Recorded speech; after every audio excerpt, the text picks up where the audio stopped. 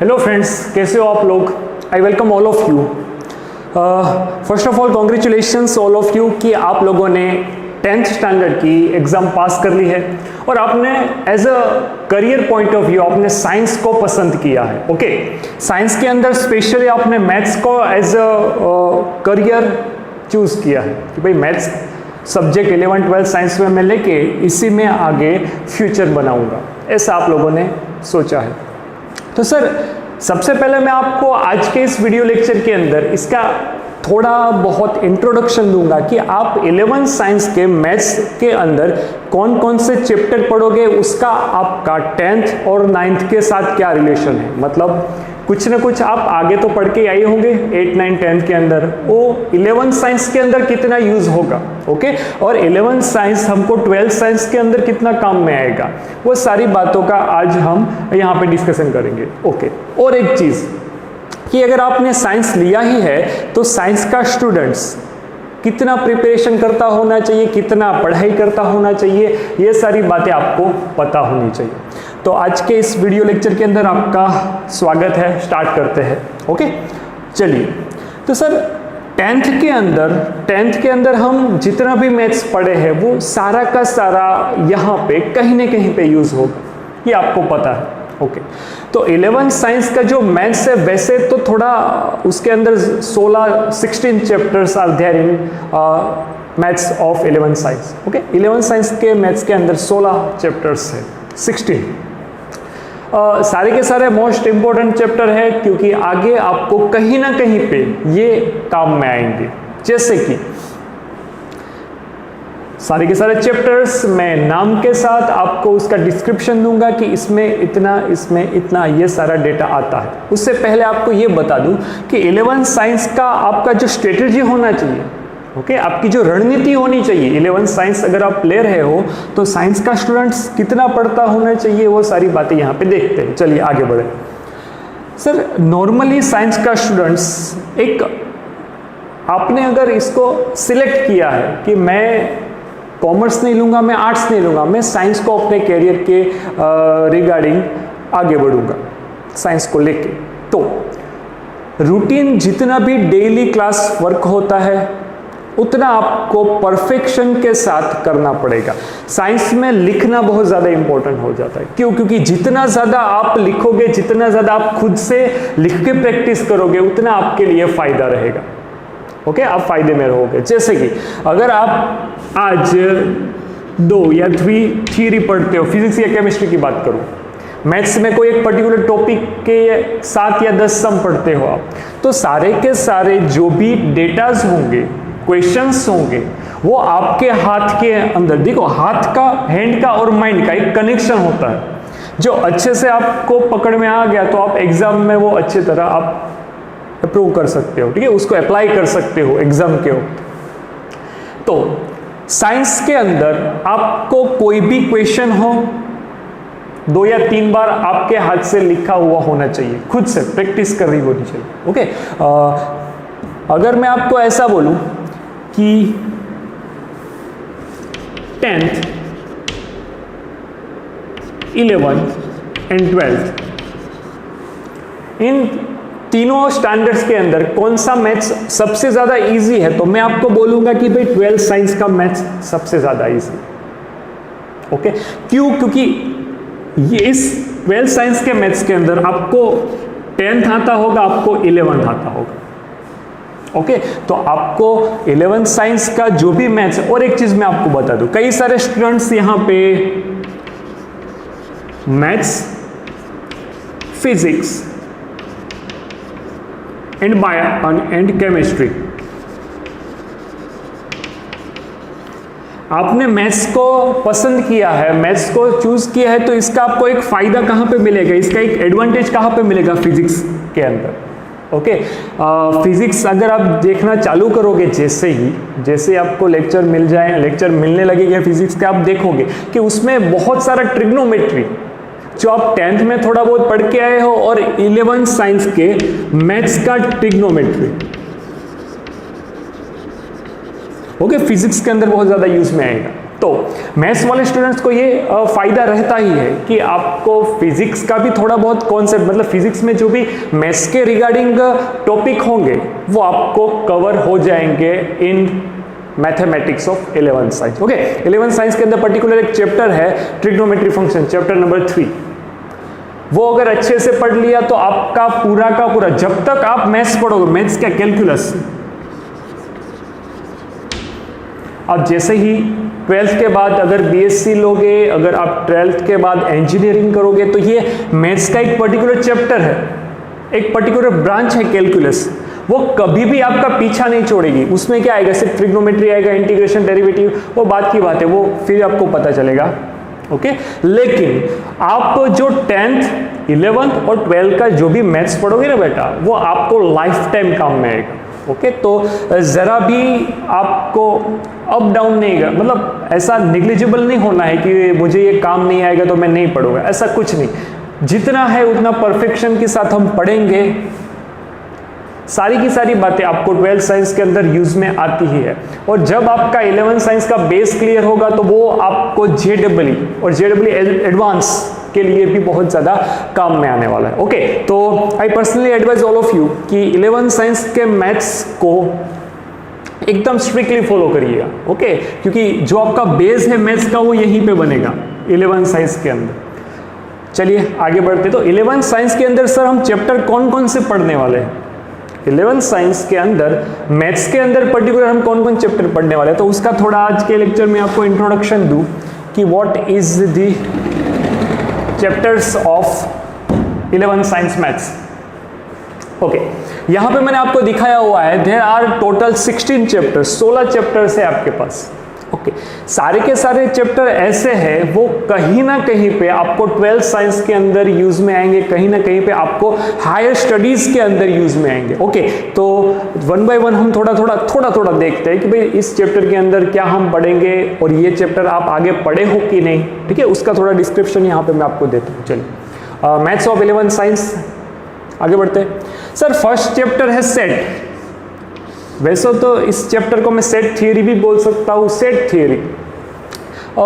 ये एक ऐसा चैप्टर है कि आप मैथ्स के अंदर जो आंसर लिखते हो, ठीक है, सेट मतलब क्या, it is well defined collection of the objects. Well defined collection का मीनिंग क्या होता है सर, कि भाई मैं पर्टिकुलर कोई आपको ऐसा बोलूँ कि items of grocery shop. Okay, grocery shop की जो भी आइटम होगी वो एक पर्टिकुलर क्या होता है, एक सेट होता है। फिर मैं आपको अगर एग्जांपल दूं कि भाई सारे के सारे वोवेल्स, तो भी वो क्या बन जाएगा, सेट बन जाएगा। उसके अंदर सिर्फ AEIOU ही आएगा। ओके, वो चैप्टर पहले चैप्टर फर्स्ट से ही स्टार्ट करेंगे, तब मैं आपको ज़्यादा उसके बारे में डीप में बताऊंगा। ओके, तो सेट एकदम छोटा सा चैप्टर, एकदम इजी चैप्टर है। और सेट का यूज हम कहाँ पे करेंगे, प्रोबेबिलिटी में। सेट का यूज हम कहाँ पे करेंगे, 12th साइंस के भी प्रोबेबिलिटी में करेंगे। सेट का यूज हम रिलेशन एंड फंक्शन में भी करेंगे। ओके, तो आपको सेट थियरी बहुत ही बारीकी से मैं कवर करने वाला हूँ। पहला चैप्टर सेट थियरी, बहुत इजी चैप्टर है, छोटे छोटे सम आएंगे सारे के सारे। ओके, कहीं ना कहीं पे पूरे मैथ्स के अंदर आपको आंसर लिखना होगा। हर एक सम का आंसर मैं सेट के द्वारा बता सकता हूँ। ओके, जैसे कि अगर आपको x² - 9 = 0 दिया है तो x² = 9 होगा, तो x ±3, ये आप पढ़ चुके हो 10th तक। तो आप आंसर का सेट कैसे लिखोगे, ऐसे +3 - 3। ओके, ये बात की बात है, जब चैप्टर स्टार्ट होगा तब मैं और ज़्यादा डीपली बताऊंगा। चलिए आगे बढ़ते हैं फ्रेंड्स। फर्स्ट चैप्टर है सेट, सेकंड चैप्टर है रिलेशन एंड फंक्शन। देखिए, रिलेशन एंड फंक्शन जो 11th साइंस में है as it is 12th science के अंदर रखा है। 12th साइंस का chapter number first relation and function, और ये दोनों इसी में थोड़ा और ऐड किया है तो 12th साइंस का चैप्टर फर्स्ट बनेगा। ओके, तो रिलेशन एंड फंक्शन क्या होगा, सेट के अंदर में एक रिलेशन बताऊंगा कि एक सेट दूसरे सेट के साथ किस प्रकार से जुड़ सकता है। ओके, उन दोनों के बीच का कौन सा लिंकअप होगा, कौन सा रिलेशन बनेगा, वो रिलेशन एंड फंक्शन के अंदर। ओके, धीरे धीरे हम सब देखते जाएंगे। एक एग्जांपल दूं कि अगर दो सेट है, ये सेट A है और सेट B है। सेट ए के ऑब्जेक्ट्स, मैंने आपको बोला set is well defined collection of objects. Objects को मैं एलिमेंट भी बोल सकता हूं, ये ए बी। 1 ए के साथ जुड़ा हुआ है, 2 बी के साथ जुड़ा हुआ है, 3 ए के साथ जुड़ा हुआ है, तो मैं ऐसे लिख सकता हूं 1 ए 2 बी 3 ए। तो ये क्या हो गया, वन काइंड ऑफ रिलेशन हो गया। कैसा रिलेशन कि भाई सेट ए का जो एलिमेंट 1 है वो किसके साथ जुड़ा हुआ है, ए के साथ, उसको मैं ऐसे लिख सकता हूं। ओके, ब्रैकेट के अंदर। चलो ये तो मैंने थोड़ा आपको बता दिया कि भाई रिलेशन में लिखता कैसे हूं। ओके, फिर यहाँ पे ये अगर सेट बनाऊंगा तो सेट को मैं कर्ली ब्रैकेट के अंदर लिख सकता हूँ। बहुत ही इजी चैप्टर है relation and function. Third most important chapter of the wall mathematics. आपको अगर चैप्टर नंबर 3 के सारे फॉर्मूला, बेटा देखो फॉर्मूला, 3rd चैप्टर के जितने भी ट्रिग्नोमेट्री के फॉर्मूला है, अगर आपको वो सारे के सारे अच्छे से प्रिपेयर कर लिए आपने, तो 12th साइंस के हर एक चैप्टर मतलब ट्रिग्नोमेट्री के रिलेटेड जो भी चैप्टर है, मैं चैप्टर बोलूँ डेरिवेटिव, मैं चैप्टर बोलूँ इनवर्स ट्रिग्नोमेट्री, मैं चैप्टर बोलूँ अगर integration, application of integration, application of derivative, मतलब 4 या 5 चैप्टर ऐसे हैं जो पूरे के पूरे ट्रिग्नोमेट्री बेसिस के ऊपर है। ओके, तो अगर आपने चैप्टर नंबर 3 के अगर सारे के सारे फॉर्मूला कर लिए तो आपको 12th साइंस के मैथ्स में मास्टर बनने से कोई नहीं रोक सकता। ओके, जनरली बच्चों का क्या होता है कि ट्रिग्नोमेट्री थोड़ा वीक होता है, मैंने कई बार देखा है, कई स्टूडेंट्स को ट्रिग्नोमेट्री में बहुत ज़्यादा कंफ्यूजन हो जाता है। तो अगर आपको 12th साइंस के मैथ्स के अंदर कंफ्यूजन नहीं चाहिए तो 11th साइंस के मैथ्स का ये चैप्टर परफेक्ट कर रहा है। और इसमें भी कौन सा तो भाई ट्रिग्नोमेट्री फंक्शन में एक टॉपिक आएगा कि यूनिट सर्कल। कौन सा, यूनिट सर्कल। बेस्ट टॉपिक है, बेस्ट मतलब आप अगर यूनिट सर्कल पढ़ लोगे तो आपको फिजिक्स के जो भी मैथमेटिकल कुछ डाउट्स होंगे वो खुद ब खुद सॉल्व हो जाएंगे यूनिट सर्कल के अंदर। ओके, और फॉर्मूला चैप्टर नंबर 3 का ट्रिग्नोमेट्री फंक्शन का, सर इसके अंदर हम आगे जो पढ़े हैं उसका कुछ होगा। हाँ, 10th के मैथ्स में अब जो आइडेंटिटीज पढ़े, आइडेंटिटीज कौन कौन सी, sine square theta plus cos square theta is equal to 1 plus tan square theta is equal to sec square theta and 1 plus cot square theta is equal to cosec square theta। ये सारी identity वहां पे as it is आएंगी यहाँ पे 11th science के अंदर। And मैं आपको वन मोर थिंग बता दूं कि आपको सारे के सारे एंगल और उसके फंक्शन की वैल्यू, जैसे कि sin 30 क्या होगा फ्रेंड्स, बोलो बोलो 1/2, sin 45 क्या होता है, बोलो 1/√2, ओके, cos 45 क्या होगा 1/√2। ये सारी वैल्यू आपको पता होनी चाहिए, तब जाके हम 11th साइंस का जो है वो ट्रिग्नोमेट्री फंक्शन अच्छे से प्रिपेयर कर सकते हैं। ओके, और 11th हो गया तो 12th तो आपको आ ही जाएगा। चलिए आगे बढ़ते हैं। फिर आता है प्रिंसिपल ऑफ मैथमेटिकली इंडक्शन। चलिए, प्रिंसिपल ऑफ मैथमेटिकल इंडक्शन एक चैप्टर ऐसा है जो पूरा का पूरा 3 ही स्टेप के ऊपर होगा। मतलब मुझे कोई डेटा दिया होगा और उसको मुझे प्रूफ करना होगा। ओके, तो वो कोई डेटा हो nth टर्म के लिए कैसे प्रूफ होता है, जैसे कि 1 का स्क्वायर 1 होता है, 2 का स्क्वायर 4 होता है। ओके, ऐसे कोई डेटा दिया होगा और बोला होगा कि भाई nth टर्म का स्क्वायर क्या होगा, तो आपको पता है n का स्क्वायर ही आएगा। लेकिन वो सारी चीजें हम किसकी मदद से करेंगे, बाय यूजिंग 3 पर्टिकुलर स्टेप्स। वो चैप्टर स्टार्ट होगा तब आपको ज्यादा पता चलेगा। ओके, तो प्रिंसिपल ऑफ मैथमेटिकल इंडक्शन, इसका भी आगे 12th साइंस के अंदर चैप्टर नंबर 4 का नाम है डिटरमिनेंट। ओके, उसके अंदर ये प्रिंसिपल ऑफ मैथमेटिकल इंडक्शन, उसकी मिसलेनियस एक्सरसाइज में पहले 3 सम दिए हैं, वहां पे यूज में आएगा। ओके, आगे बढ़ते हैं। अब 11th साइंस में चैप्टर नंबर 5 है। चैप्टर नंबर 5 का नाम है complex number and quadratic equation. Friends, quadratic equation आप 9th और 10th के अंदर पढ़ के आए हो। ओके, क्वाड्रेटिक इक्वेशन तो आप पढ़ के आए हो, लेकिन सर ये कॉम्प्लेक्स नंबर क्या है, तो मैं उसका आपको थोड़ा आइडिया दूं कि आप अब तक ये देखे हो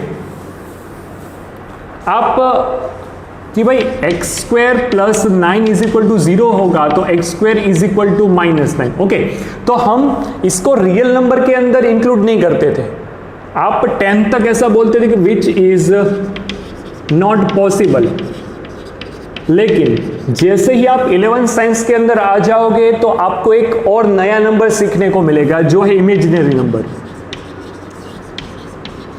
ओके, इमेजिनरी नंबर का मीनिंग क्या होता है कि अंडर रूट के अंदर अगर -1 दिया है तो इसको मैं i से रिप्रेजेंट करूंगा। ओके, जो नंबर रियल नंबर नहीं है उसको मैं इमेजिनरी नंबर के अंदर इंक्लूड कर लूंगा। तो यहां पे आप इस चीज को कैसे लिखोगे, x is equal to under root में -9। ये कब की बात है, 11 साइंस के चैप्टर नंबर 5 की बात। तो अंडर रूट में -9 तो x is equal to under root -1 into under root 9, ऐसे लिख सकते हो। अंडर रूट -1 मतलब i, तो यहाँ पे 3i। ओके, तो अब तक जो आप इस चीज को निग्लेक्ट करते थे 10th तक, अब वो क्या बन के आएगा आपके पास, इमेजिनरी नंबर बन के आएगा। और उसके ऊपर पूरा का पूरा एक चैप्टर पर्टिकुलर रखा है जिसका नाम है complex number and quadratic equation. Complex number के अंदर भी क्वाड्रेटिक इक्वेशन आएगा, वो कैसे आएगा उसको हम यहाँ पे डीप में पढ़ेंगे चैप्टर नंबर 5 के अंदर। जेडबलई के कॉन्सेप्ट के हिसाब से अगर आप देखो तो जेडबलई में complex number is very basic चीज। ओके, बेसिक टॉपिक है ये जेडबलई में। उसमें भी बहुत सारे क्वेश्चन, 2 या 3 क्वेश्चन इसके बेसिस के ऊपर कई बार पूछे जा चुके हैं कॉम्प्लेक्स नंबर के ऊपर। आगे बढ़ते हैं sir, linear inequality chapter number 6 है, लीनियर इनइक्वालिटीज। तो इनइक्वालिटी आपको पता होना चाहिए कि लेस देन कोई एक टर्म है, x लेस देन 3 है, x greater than 3, x less और इक्वल टू 1, x ग्रेटर और इक्वल टू 1, तो इसको बोलूंगा इनइक्वालिटीज। तो आपको लीनियर इक्वेशन दिया होगा, लीनियर इक्वेशन आपको पता है x plus B Y is equal to C. Okay, कोई लीनियर इक्वेशन दिया होगा 2 वेरिएबल का। लीनियर इक्वेशन में इनइक्वालिटीज में कैसे हैंडल करूंगा, लीनियर इक्वेशंस के ग्राफ कैसे होंगे, वो मैं पूरा का पूरा इस चैप्टर के अंदर पढ़ूंगा। और लीनियर इनइक्वालिटी का यूज हम 12th साइंस के एक पर्टिकुलर चैप्टर के अंदर करते हैं और उस चैप्टर में से बोर्ड की एग्जाम में एक ग्राफ आता है। ओके, 2 मार्क्स का बोर्ड की एग्जाम में, 12th साइंस की बोर्ड की एग्जाम में ग्राफ आता है जो आप यहाँ पे पढ़ोगे। 11th साइंस के एक चैप्टर में पढ़ा हुआ हम 12th साइंस के अंदर यूटिलाइज करेंगे। उसके बाद आता है परम्यूटेशन कॉम्बिनेशन। ओके, चलो फ्रेंड्स, इसके बारे में अगर आपको मैं बताऊं तो आप जैसे ही 12th पास करोगे, जैसे ही आप ग्रेजुएट बनोगे, ग्रेजुएट कंप्लीट करोगे ग्रेजुएशन, तो कई सारे स्टूडेंट्स गवर्नमेंट एग्जाम देंगे, कई सारे स्टूडेंट 12th के बाद ही गवर्नमेंट एग्जाम देते। तो गवर्नमेंट एग्जाम के हर एक उस टॉपिक के अंदर एप्टीट्यूड आएगा। हर एक एग्जाम के अंदर एक पर्टिकुलर ब्रांच होगी जिसमें आपको एप्टीट्यूड का टेस्ट देना पड़ेगा और एप्टीट्यूड के अंदर परम्यूटेशन एंड कॉम्बिनेशन हर एक जगह पे आपको देखने को मिलेगा। परम्यूटेशन कॉम्बिनेशन आपको प्रोबेबिलिटी के अंदर देखने को मिलेगा। ओके, तो परम्यूटेशन मतलब क्या, अरेंजमेंट, और कॉम्बिनेशन मतलब क्या, सिलेक्शन। वो अरेंजमेंट और सिलेक्शन मैं कैसे करूंगा, जैसे मैं आपको एक एग्जांपल दूं। चलिए, आपके पास कोई बैंक का पिन कोड नंबर है। ओके, बैंक का जो भी एटीएम कार्ड का पिन कोड नंबर कितने 4 डिजिट का होता है। ओके, कई बार आप देखते हो कि भाई किसी ने एटीएम कार्ड चुरा के, मतलब जो हैकर होते हैं, ओके, हैकर्स होते हैं, वो कई बार क्या करते हैं, वो पिन को तोड़ देते हैं, मतलब किसी भी अकाउंट में से पैसे निकाल लेते हैं, वो by using this particular formula. Permutation और कॉम्बिनेशन मतलब कोई एक नंबर आने की पॉसिबिलिटी क्या क्या हो सकती है उसकी कैलकुलेशन करके वो पूरा का पूरा डेटा हैक करते हैं। ओके, तो उसके अंदर भी बहुत डीप मैथमेटिक्स होता है और वो मैथमेटिक्स किसका होता है, परम्यूटेशन एंड कॉम्बिनेशन का। चलिए आगे बढ़ते हैं। अब आता है बाइनोमियल थ्योरम। चलिए, आपने ये तो देखा होगा कि भाई x प्लस वाई का स्क्वायर, इसका फॉर्मूला आपके पास है, 3 पावर का फॉर्मूला है, 4 पावर का फॉर्मूला है। ओके, 4 पावर का फॉर्मूला कैसे, स्क्वायर इनटू स्क्वायर, तो आपको 4 पावर मिले। लेकिन जैसे ही कोई बंदा आपको 7 पावर बोले, इसका सॉल्यूशन क्या होगा, आपको फॉर्मूला नहीं पता। कोई बंदा आपको ऐसा बोले 10 पावर, कोई बंदा n पावर का बोले। ओके, तो ये सारे फॉर्मूलाज, ये सारा एक्सप्रेशन आप कहाँ पे देखोगे, चैप्टर नंबर 8 बाइनोमियल थ्योरम में देखने वाले हो।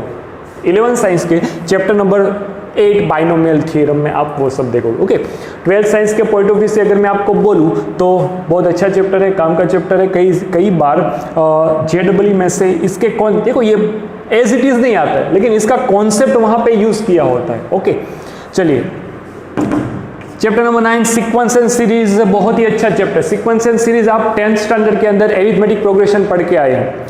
10th स्टैंडर्ड में आप जो पढ़े हैं वो यहाँ पे एज इट इज आएगा। एंड एक टॉपिक और ऐड होगा, geometric progression. Okay, AP and GP इस चैप्टर के अंदर आपको पढ़ना है, चैप्टर नंबर 9 के अंदर।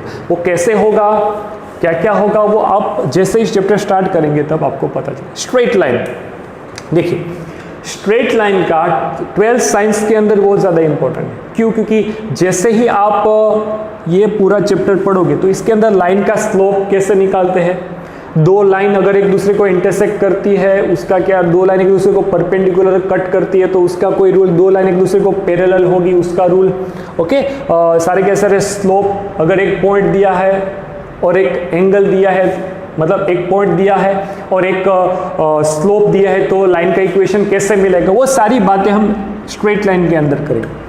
स्ट्रेट लाइन चैप्टर बहुत ही इंटरेस्टिंग चैप्टर जिसका 12th साइंस के अंदर बहुत यूज आता है। किसके अंदर इसका यूज आएगा? इसका सीधा use chapter number application of integration and application of derivative, दोनों चैप्टर में स्ट्रेट लाइन का बहुत ज्यादा यूज है। कॉनिक सेक्शन, चलिए कॉनिक सेक्शन के अंदर आपको अलग अलग टाइप के कॉनिक्स, मतलब पैराबोला होगा, पैराबोला हो सकता है, फिर हाइपरबोला हो सकता है, इलिप्स, ये इलिप्स है, पैराबोला, इलिप्स, हाइपरबोला हो सकता है, सर्कल आएगा इसके अंदर। ओके, कॉनिक सेक्शन में आपको डिफरेंट टाइप के जो भी शेप होंगे, मतलब डिफरेंट टाइप के शेप आपको वहाँ पे पैराबोलिक, इलिप्स, हाइपरबोलिक शेप या फिर सर्कल, ये सारी बातें हम कॉनिक में पढ़ेंगे। ओके, चलिए introduction to 3 dimension geometry. 3 dimension geometry अगर आप देखो तो आप 10th के अंदर और 9th के अंदर, 9th के अंदर आप 2 डायमेंशन जियोमेट्री पढ़ के आए। Okay, X axis and Y axis वाला। ओके, यहाँ पे सिर्फ उसका इंट्रोडक्शन कि अगर एक्स वाई और तीसरा प्लेन जेड के अंदर अगर मैं जियोमेट्री देखने जाऊंगा तो कैसे होगा, और इसके रिगार्डिंग चैप्टर नंबर 12 के रिगार्डिंग हम 12th साइंस के अंदर जो 2 चैप्टर पढ़ेंगे। 2 चैप्टर कौन कौन से? तो कि भाई एक पूरा का पूरा प्लेन वाला है, ओके, 3D प्लेन है, 3D लाइन है, चैप्टर नंबर 12 के रिलेटेड वहां पे एज इट इज चैप्टर है। Okay, limits and derivative, most important topic of 12th science. इसके रिलेटेड ये जो चैप्टर है 11th साइंस का चैप्टर नंबर 13 आपको 12th साइंस के chapter number 5 derivative, continuity and derivative वहां पे आपको देखने को मिलेगा। ओके, तो यहां पे लिमिट्स और डेरिवेटिव जो भी आप यहां पे पढ़ने वाले हो 11th साइंस के अंदर वो वहां पे as it is 12th science में आएगा। मैथमेटिकल रीजनिंग, मैथमेटिकल रीजनिंग ए कॉमन टॉपिक है। कॉमन टॉपिक मतलब कि एकदम छोटा सा कि ये सेंटेंस ट्रू होगा, ये सेंटेंस ट्रू होगा तो आंसर वाला ट्रू कैसे, आंसर क्या होगा। ओके, ट्रू फॉल्स के रिलेटेड बहुत सारा। आप कोई भी गवर्नमेंट एग्जाम दोगे, गवर्नमेंट एग्जाम के अंदर एक पर्टिकुलर एक मैंने कैसे बोला एप्टीट्यूड आता है, आगे बोला, वैसे ही एक टॉपिक ऐसा भी आएगा कि रीजनिंग, तो उसमें ये आएगा। ओके, चैप्टर नंबर 15 है स्टैटिस्टिक्स। स्टैटिस्टिक्स आप 10th के अंदर पढ़ के आए हो, आप 9th स्टैंडर्ड के अंदर भी पढ़ के आए हो, तो पूरा का पूरा वही हमको यहाँ पे पढ़ना है, लेकिन उसके थोड़ा एडवांस लेवल हम यहाँ पे देखेंगे। ओके, चैप्टर नंबर 16 जो है वो प्रोबेबिलिटी। प्रोबेबिलिटी चैप्टर अगर आप देखो तो आप 10th के अंदर पढ़ के आए हो, बेटा प्रोबेबिलिटी चैप्टर आप 11th साइंस के अंदर भी पढ़ोगे, प्रोबेबिलिटी चैप्टर आप 12th साइंस के अंदर भी पढ़ोगे। तो 11th साइंस के अंदर जो भी है प्रोबेबिलिटी का कॉन्सेप्ट एज इट इज आपको 12th साइंस के अंदर देखने को मिलेगा।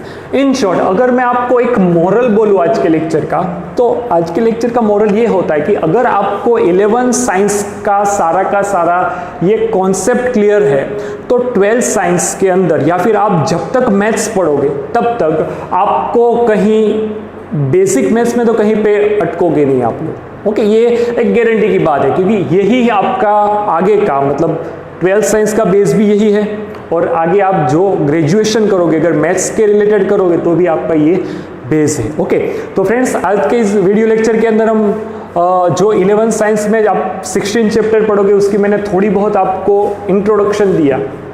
ओके, एंड अब हम नेक्स्ट वीडियो के अंदर, नेक्स्ट लेक्चर के अंदर हम चैप्टर नंबर 1 से स्टार्ट करने वाले, चैप्टर नंबर 1 जिसका नाम है सेट थियरी। ओके, तो नेक्स्ट लेक्चर के अंदर हम